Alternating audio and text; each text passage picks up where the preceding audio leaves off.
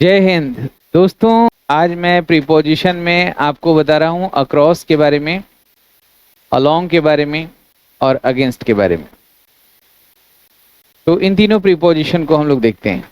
दोस्तों, क्लास को आगे बढ़ाएं उसके पहले बता दूं कि श्याम शर्मा क्लासेस एक नया कोर्स भी इंट्रोड्यूस किया है श्याम शर्मा क्लासेस के ऐप पे, जो प्ले स्टोर पे जाके आप उसको डाउनलोड करें। स्पेशल इंग्लिश बैच जो है खास करके रिटेन इंग्लिश को मजबूत करने के हिसाब से, और उन बच्चों के लिए जो CA PF के हैं, UPSC मेन के लिए हैं, या UP PCS J के लिए हैं, या RS राजस्थान PSC के लिए हैं। इन सारे बच्चों के लिए, या वो बच्चे जो चाहते हैं कि वो UPSC का एग्जाम हिंदी मीडियम से ना देखें, इंग्लिश मीडियम से दें, उन सब के लिए स्पेशल इंग्लिश बैच है। आप जाके डेमो वीडियो जरूर देखें। बाकी SSC, bank PO, railway, CA PF ये सब के लिए कोर्स आपको पहले से ही complete English course recorded class मिल रहा है। आप ये सारी जानकारी 9599614791 पे कॉल करके प्राप्त कर सकते हैं। सबसे पहले प्रीपोजिशन में अक्रॉस के बारे में मैं आपको बता रहा हूं। ये अक्रॉस जो है, ये इनका यूज हम कई तरीके से करते हैं, यानी इनके कई यूजेस हैं। पहला तो है कि जैसे मूवमेंट के लिए है कि स्टेटिव वर्ब है, एक्शन भी देखना होता है प्रीपोजिशन के। जब हम यूज करते हैं तो उसमें एक्शन को भी देखना होता है। तो अगर एक्शन वर्ब के साथ इनका प्रयोग कर रहे हैं तो ये इसका मतलब हो जाएगा कि कोई एक्शन हो रहा है, कोई मूवमेंट हो रहा है एक पॉइंट से दूसरे पॉइंट तक। It shows a movement from one point to the another point. ठीक है, एक इसका एक यूज हुआ। अगर स्टैटिक वर्ब के साथ है, ये एक्शन वर्ब के साथ है। इनका जो हम प्रयोग बता रहे हैं वो है एक्शन वर्ब के साथ। अगर मैं इनका प्रयोग स्टेटिव वर्ब के साथ बताऊं तो ये क्या दिखाएगा? It shows there is something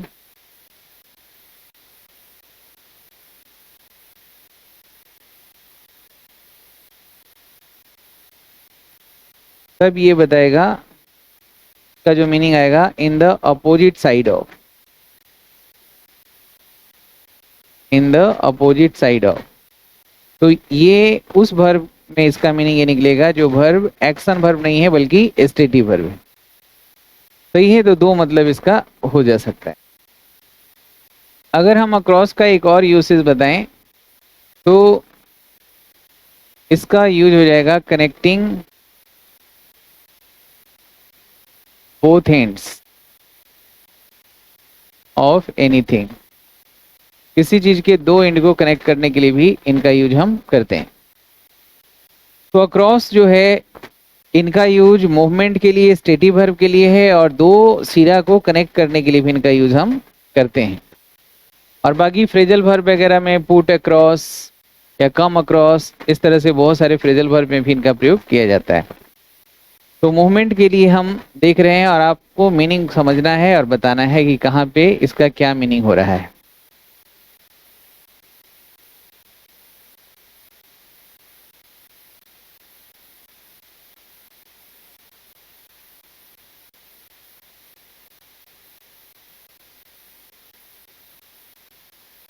देखिए, अगर मैं कह रहा हूं कि आई can swim across this river, ठीक है, आई can swim across this river. तो यहाँ पे ये जो वर्ब है ये हमारा एक्शन वर्ब है। तब यहाँ पे इसका क्या मतलब होगा ये आप जरा समझिए। आई कैन स्विम, तो स्विम हमारा एक्शन वर्ब है, मूवमेंट वाला वर्ब है। स्विम मतलब तैरना होता है। तो I can swim, I can go, he can come, तो गो, कम, स्विम, रन, ये सब क्या है? ये जो है हमारा एक्शन वर्ब है। तो यहाँ पे इसका मतलब हो जाएगा क्रॉस जो प्रीपोजिशन इसका, कि from one end to the another end. का मतलब हो गया from one point to the another point, another point. I can swim across this river, यानी कि मैं इस रिवर के को तैर कर पार कर सकता हूँ, एक छोर से दूसरे छोर तक मैं पहुंच सकता हूँ। जैसे I can run across this field within 2 minutes. तो I can run across this field within 2 minutes, इसका मतलब हुआ कि 2 मिनट के अंदर में मैं इस फील्ड को दौड़ कर पार कर सकता हूँ। आई can run across this field within 2 minutes. तो इसका मतलब क्या हो गया कि 2 मिनट के अंदर मैं इस फील्ड को दौड़ के पार कर सकता हूं, एक छोर से दूसरे छोर तक। समझ रहे हैं? तो यहाँ पे भी जो वर्ब है वो हमारा एक्शन वर्ब है, यानी कि मूवमेंट वाला वर्ब है। आ रही है बात समझ में? अगर मैं कह रहा हूं कि this bird can fly across the forest in few hours, यानी कुछ ही घंटों में चिड़िया जंगल के एक छोर से दूसरे छोर तक उड़ के जा सकती है। तो एक्शन वाले वर्ब के साथ इसका मतलब ये होता है। तो जब हम प्रीपोजिशन का प्रयोग करते हैं तो ये भी ध्यान में रखना पड़ता है कि वो जो वर्ब है वो एक्शन वर्ब है कि स्टेटिव वर्ब है। अब इसी अक्रॉस का उस वाक्य में प्रयोग कर रहे हैं जिसका वर्ब जो है वो एक्शन वर्ब यानी मूवमेंट वाला वर्ब ना होके स्टेटिव वर्ब। तब यहाँ पे इसका मतलब क्या होगा ये जरा देखिए।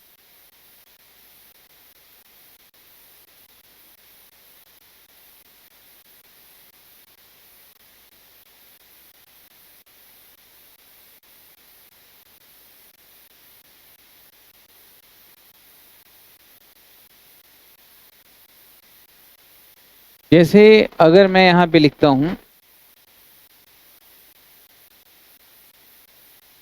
There is a forest across this river, there is a forest across this river. तो प्रीपोजिशन अक्रॉस का प्रयोग तो यहाँ हुआ है, लेकिन यहाँ पे जो वर्ब है ये हमारा एक्शन वर्ब नहीं है, ये हमारा स्टेटिव वर्ब है, यानी कि ये अवस्था बता रहा है, इसमें कोई मूवमेंट नहीं है ना। देयर इज मतलब बता रहा है कि क्या है, एक जंगल है। कहाँ है? इस नदी के उस पार। तो यहाँ पे मूवमेंट नहीं बता रहा है, तो इसका सीधा मतलब जो मीनिंग निकल रहा है कि कुछ है इन the opposite side of something.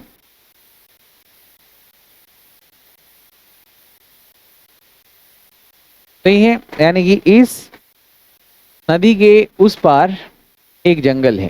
जैसे आप कहते हैं कि मेरे गांव के उस पार एक नदी है, तो there is a river across my village, यानी गांव के उस पार।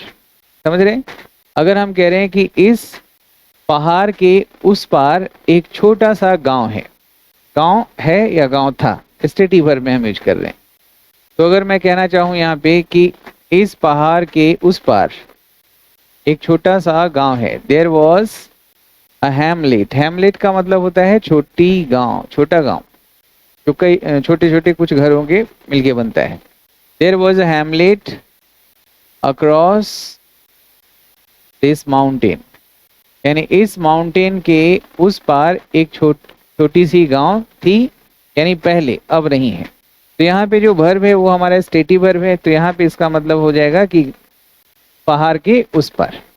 तो समझ रहे हैं, अक्रॉस का मतलब मूवमेंट बताने में होता है कि एक पॉइंट से दूसरे पॉइंट तक मूवमेंट, और इसका मतलब होता है किसी चीज के उस पार। जैसे अगर मैं कह रहा हूं, आप जब मैं एक्शन वर्ब के साथ इसका यूज कर रहा हूं कि स्टेटिव वर्ब के साथ, इनको जरा आप देखिए और मीनिंग समझिए।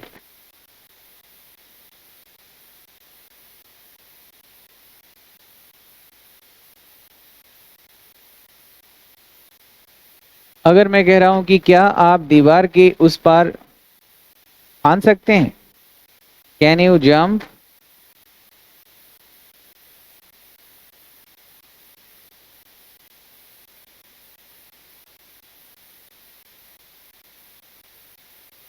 Can you jump across the wall.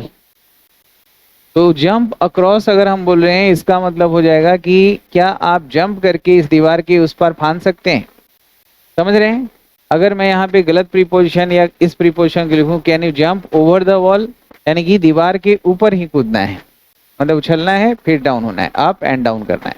और अक्रॉस लगा रहे हैं तो इसका मतलब है कि उस पर। अगर मैं कह रहा हूं can you jump on to, तो इसका मतलब हो गया कि नीचे से ऊपर पहुंच सकते हैं, दीवार पे फांद के पहुंच सकते हैं, उस पार नहीं जाना है। बात आ रही है समझ में? अगर मैं कहूं वॉल के साथ ही लगाऊं, there are many flower plants across the wall, across this wall, तो इसका मतलब क्या हो जाएगा? तो यहाँ पे वर्ब देखिए, ये वर्ब है, ये हमारा मूवमेंट वाला वर्ब नहीं है। तो हो जाएगा कि इस दीवार के उस पार बहुत सारे फूलों के पौधे लगे हुए हैं। सही है? तो ये समझना है आपको दोस्तों।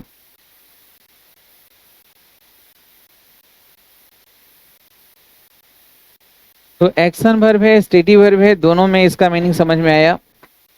अब है कि अगर कभी आपको बताना है कि कोई एक सिरा, किसी चीज का एक सिरा दूसरे सिरा को से जुड़ रहा है, कनेक्ट कर रहा है, तो वहां पे भी आप अक्रॉस का प्रयोग करते हैं। जैसे अगर मैं यहाँ पे कह रहा हूं कि there is an old bridge across this river, across this river, तो यहाँ पे कहा जा रहा है कि इस नदी के ऊपर एक पुराना पुल है। तो इस नदी के ऊपर पुराना पुल है, तो अक्रॉस का मतलब हो रहा है कि ये जो पुल है नदी के एक एंड को दूसरे एंड से जोड़ रहा है।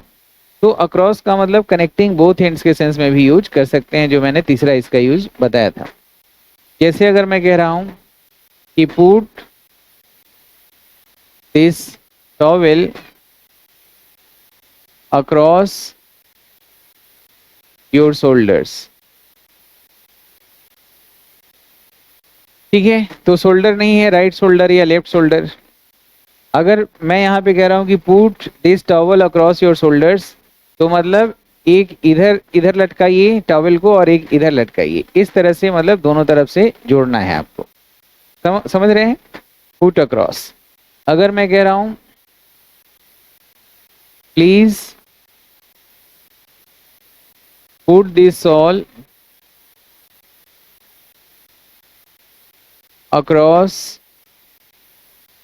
योर नेक, तो इसका मतलब क्या है कि गर्दन के चारों तरफ लपेट के शॉल को रखिए। तो अक्रॉस का मतलब होता है कि कनेक्ट करना दो एंड को। अक्रॉस का मतलब मूवमेंट वाले वर्ब के साथ होता है कि एक छोर से दूसरी तरफ पहुंचना। और अक्रॉस का मतलब होता है इन द अपोजिट साइड ऑफ, इसके सेंस में भी यूज करते हैं। जैसे फ्रेजल वर्ब में आप इसका यूज बार बार देखते होंगे, कम अक्रॉस। तो कम अक्रॉस का मतलब होता है अचानक मिलना। हेलो। तो देखिए कुछ फ्रेजल वर्ब में भी अक्रॉस का प्रयोग होता है, जैसे कम अक्रॉस बोलते हैं, तो कम अक्रॉस का मतलब अचानक मिलना होता है। कम अक्रॉस अचानक मिलना। तो इसके साथ कभी भी दो चीजों का प्रयोग नहीं करना है। विद का प्रयोग करेंगे तो भी गलत है, सडनली का प्रयोग करेंगे तो भी गलत है, क्योंकि इसका मतलब अचानक मिलना होता ही है। सही है? जैसे अगर मैं कह रहा हूं कि he came across with his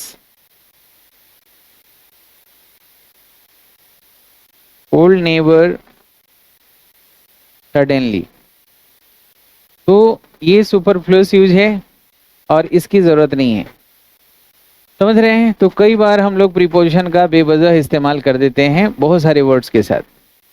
जैसे आप लिखते हैं कि एडमायर के साथ नहीं लगाना है, ये पर्टिकुलर वर्ब के साथ नहीं लगाना है, तो क्यों नहीं लगाना है, कब नहीं लगाना है, ये सब पे एक प्रॉपर डिटेल में आपको मैं समझाऊंगा। एक और वर्ड है पुट अक्रॉस। पुट अक्रॉस का मतलब होता है अपने आइडियाज को अभिव्यक्त करना। पुट अक्रॉस का मतलब एक्सप्रेस करना होता है। जैसे can you put across your secrets, क्या आप अपने सीक्रेट को एक्सप्रेस करेंगे, अभिव्यक्त करेंगे? तो ये दोस्तों पुट अक्रॉस का मतलब एक्सप्रेस करना होता है। चलिए दोस्तों, अगला जो मैं प्रीपोजिशन आपको बता रहा हूं वो है अलोंग। अलोंग जो प्रीपोजिशन है इसका मतलब होता है कि कोई चीज एक ही रेखा में चल रहा है या रखा हुआ है पैरेलली, उसके लिए। जैसे अगर मैं कह रहा हूं there are many flower plants along the wall. तो इसका मतलब ये हुआ दोस्तों कि जैसे जैसे दीवार है ना, वैसे वैसे फ्लावर प्लांट्स लगे हुए हैं, यानी दीवार के साथ साथ लगे हुए हैं। समझ रहे हैं? जैसे अगर मैं कह रहा हूं कि we can park our vehicles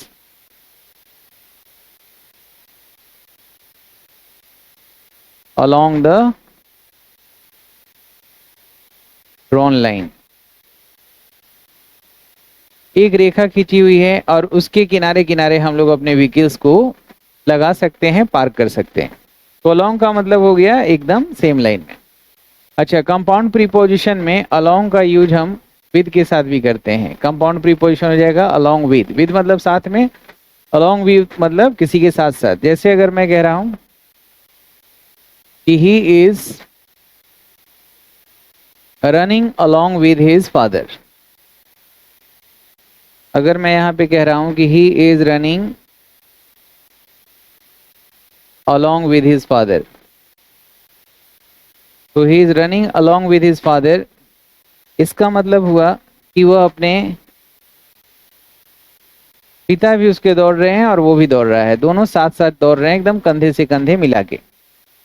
अगर मैं यहां पे कहता कि he is running along the wall, तो इसका मतलब होता है कि दीवार जैसे जैसे मतलब है वैसे वैसे, क्या बाउंड्री वॉल, ये जो बाउंड्री किया हुआ है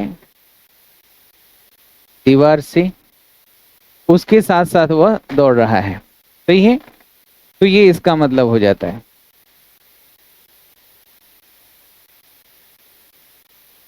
जैसे अगर मैं कह रहा हूं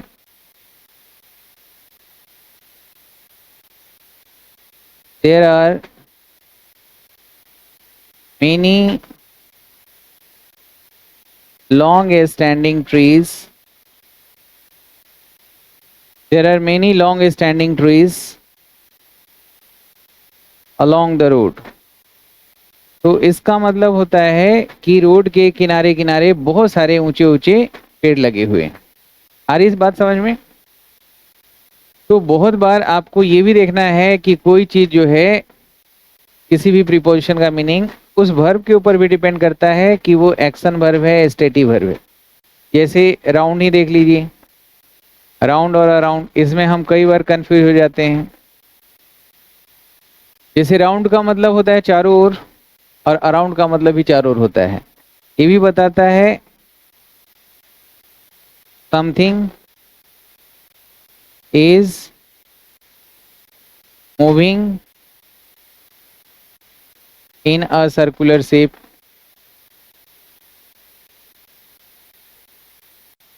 इसका मतलब है कि मूवमेंट वाला जो वर्ब है उसके साथ इनका प्रयोग करना है। लेकिन अराउंड का मतलब होता है कि something is exist, something exist in a circular shape. तो इसका मतलब ये हुआ है कोई चीज खड़ा है या रखा हुआ है सर्कुलर शेप में, यानी कि ये स्टेटिव वर्ब के साथ होगा। तो इन चीजों पे बहुत ज्यादा फर्क पड़ता है।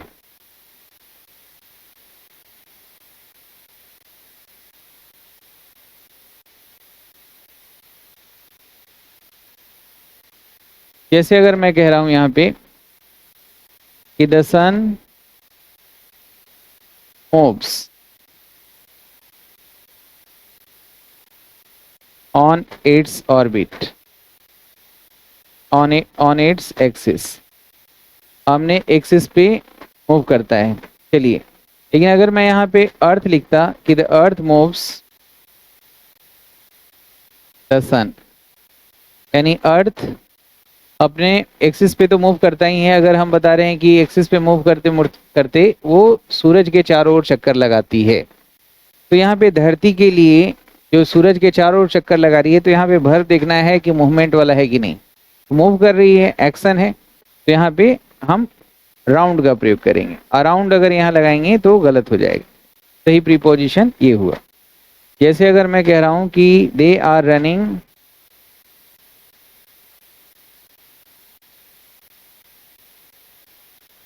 वे लोग पार्क के चारों ओर दौड़ रहे हैं, बताइए राउंड होगा या राउंड होगा, बताइए।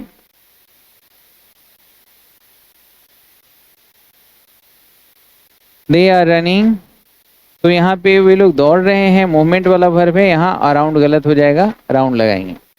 लेकिन अगर मैं यहाँ पे स्टेटिव वर्ब देता दोस्तों, अगर मैं यहाँ पे देता there are many trees the park, अब यहाँ पे जो है ना मूवमेंट वाला वर्ब नहीं है, एग्जिस्टेंस दिखा रहा है। तो बहुत सारे वृक्ष हैं पार्क के चारों ओर, तो हमें यहाँ अराउंड लगाना है। जैसे अगर मैं कह रहा हूं कि they are sitting around the dinner table, यानी कि वे लोग डिनर टेबल के चारों ओर बैठे हुए हैं। तो अराउंड बैठे हुए हैं, यहाँ कोई मूवमेंट नहीं हो रहा है, स्थिरता दिखा रहा है, यहाँ पे हम अराउंड का प्रयोग करेंगे, समझ रहे हैं। तो ये आपको ध्यान रखना है। जैसे अक्रॉस में देखा था कि स्टेटिव वर्ब के साथ उस अक्रॉस का मीनिंग अलग था, जबकि मूवमेंट वाले वर्ब के साथ उस अक्रॉस का मीनिंग अलग था।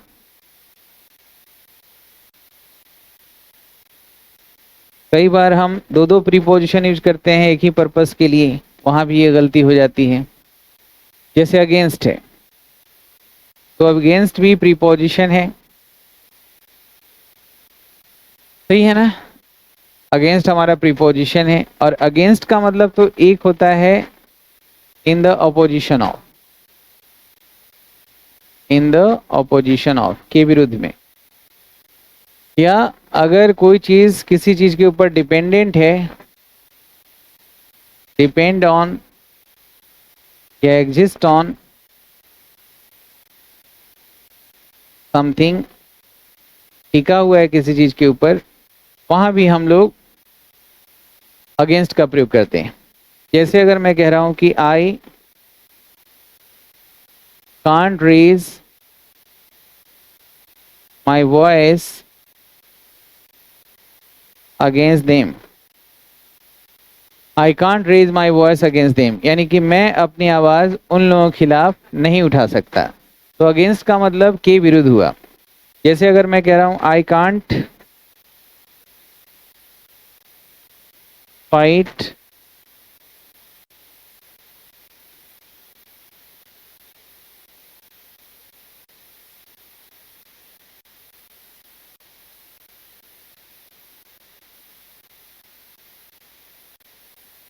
I can't say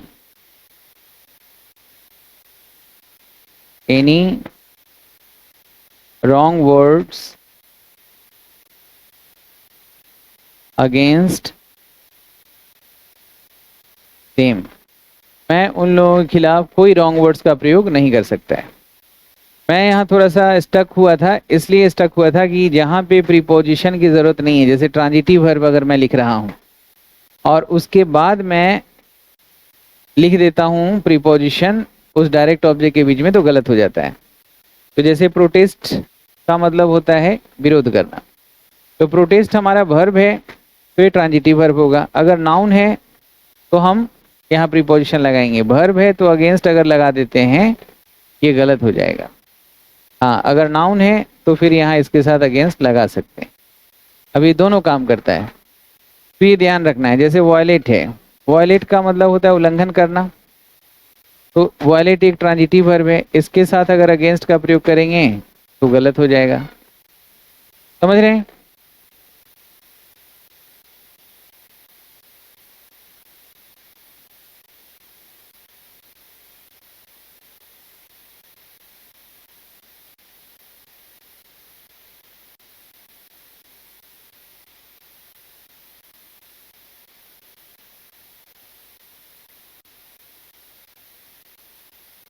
जैसे अगर मैं कह रहा हूं I cannot protest against him, यहाँ पे देखिए ये मेन वर्ब है, ट्रांजिटिव वर्ब है, ये हमारा डायरेक्ट ऑब्जेक्ट है, यहाँ अगेंस्ट गलत है। अगर मैं कहूँ कि माई प्रोटेस्ट इज या आई विल कंटिन्यू, कंटिन्यू यहाँ पे मेन वर्ब है, माई यहाँ एडजेक्टिव है, तो प्रोटेस्ट यहाँ नाउन हुआ।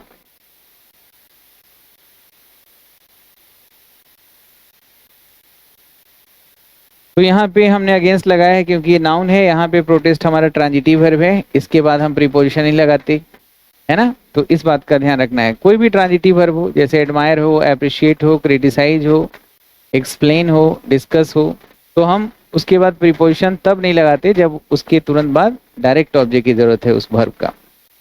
तो एक वर्ड आप देखिए डैश, डैश का मतलब बदल जाएगा अलग अलग प्रीपोजिशन के अनुसार। जैसे अगर डैश के साथ अगेंस्ट लगाते हैं और डैश के साथ इनटू लगाते हैं, ओवर लगाते हैं, तो डैश अगेंस्ट का मतलब होगा कि तेजी से कोई चीज से टक्कर मारना, जो बराबर की कोई चीज है उसके साथ टक्कर मारना, भिड़ंत हो जाना। और डैश ओवर का मतलब होता है कोई चीज के ऊपर से तेजी से कुचलते हुए गुजर जाना।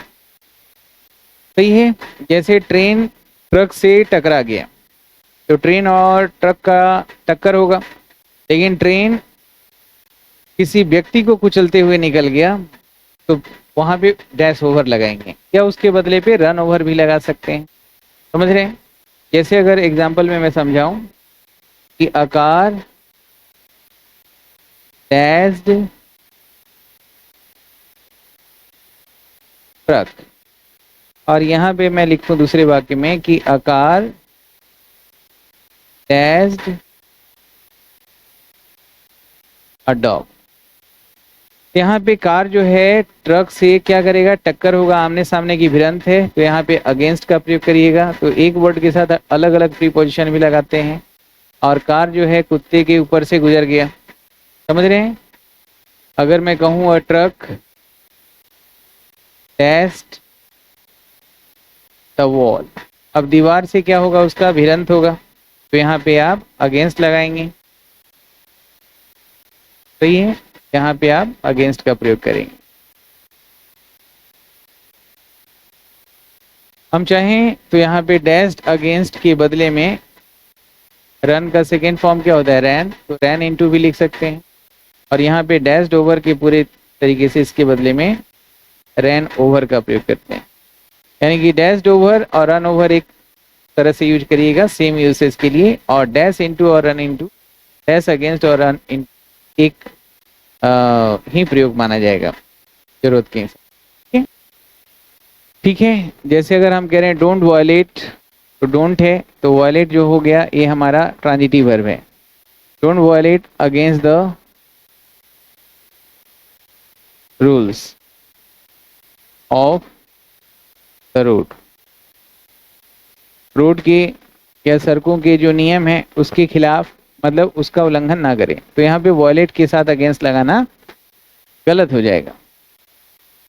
तो कई बार प्रीपोजिशन का प्रयोग हम कर देते हैं वहां पे जहां जरूरत नहीं है। जैसे कई बार रिगार्डिंग है, ये हमारा रिगार्डिंग जो होता है ये हमारा पार्टिसिपल प्रीपोजिशन है, तो रिगार्डिंग टू लिखना ये गलत है।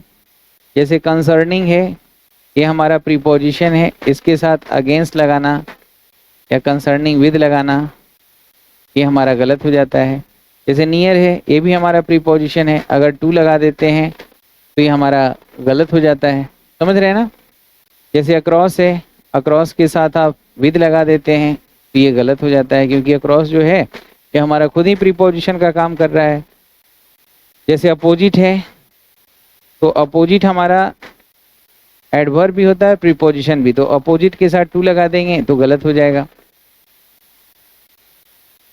समझ रहे हैं। तो बहुत सारे ऐसे प्रीपोजिशन हैं जो आपको ध्यान रखना है कि उसके साथ इन सारे प्रीपोजिशन का यूज नहीं करना है। हालांकि इसका डिटेल डिस्कशन किसी दूसरे वीडियो में मैं करूंगा तो समझ में आ जाएगा। जैसे अभी प्रोटेस्ट के साथ आपने देखा, या कम अक्रॉस के साथ विद लगा के मैं गलत कर रहा था, तो वैसे ही ध्यान रखना है कि आगे जब भी प्रीपोजिशन लेगा तो नाउन लेगा। अगर कोई एडवर्बियल टाइम है, एडवर्ब ऑफ प्लेस है, तो प्रीपोजिशन नहीं लगाना है। वैसे ही ट्रांजिटिव वर्ब और उसके डायरेक्ट ऑब्जेक्ट के बीच में जैसे attack on, climb on, sign on, resign from, ये सब गलत था। तो जब एक बार धीरे धीरे प्रीपोजिशन का ज्ञान होगा तो मैं इसको डिटेल में एक पूरा एक्सक्लूसिव वीडियो इसी के ऊपर रखेंगे कि कहाँ प्रीपोजिशन लगाएं, कहाँ नहीं लगाएं। समझ गए? तो आज के लिए हमने इस वीडियो को यहीं तक रखा है। अगले वीडियो में मैं प्रीपोजिशन के बारे में और डिटेल जानकारी दूंगा। अपना ख्याल रखेंगे, हंसते रहेंगे, मुस्कुराते रहेंगे। जय हिंद, जय भारत।